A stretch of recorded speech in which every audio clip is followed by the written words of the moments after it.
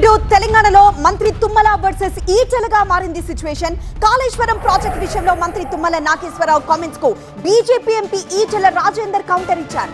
కాళేశ్వరం ప్రాజెక్టుకు కేబినెట్ ఆమోదం లేదని చెప్పడం కరెక్ట్ కాదు అంటున్నారు. ఈ విషయంలో కేసీఆర్ సొంతంగా ఎలాంటి నిర్ణయం తీసుకోలేదంటున్నారు. తుమ్మలకు కావాలంటే డాక్యుమెంట్లు కూడా పంపుతానంటున్నారు. అసలు కాళేశ్వరం ప్రాజెక్టు లేకుండా మంత్రివర్గ ఉపసంఘమే లేదు. మొత్తం 30 ప్యాకేజీలు, ఆల్మోస్ట్ ఒక 25-30 ప్యాకేజీలు అన్నీ కూడా ఆనాటి కాళేశ్వరం ప్రాజెక్టు ప్యాకేజీలు తప్ప ఆ జీవోలు, ఎప్పుడు ఇచ్చిన జీవోలు, దాని క్యాబినెట్లో మేము రికమెండేషన్స్, అధికారుల రికమెండేషన్ అవన్నీ రేపో మాపో తప్పకుండా పెట్టే ఆస్కారం ఉంటుంది. ప్రజలకు తెలవాల్సిన అక్కర ఉన్నది.